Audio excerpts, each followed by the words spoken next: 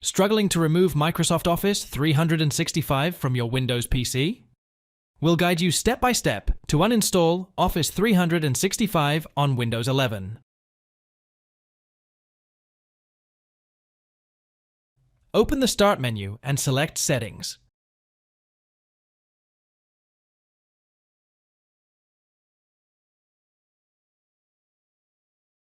Navigate to Apps. Open the Installed Apps section.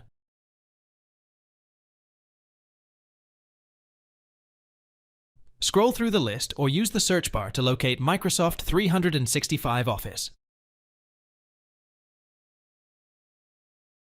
Click the three dots next to Microsoft 365 Office to open its options.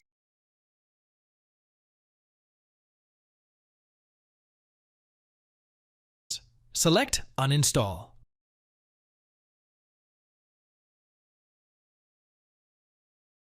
A confirmation prompt will appear. Press Uninstall again to proceed. This will remove Microsoft 365 Office and its settings, but your documents will not be affected. Thanks for watching. If it helps, make sure to hit like and subscribe.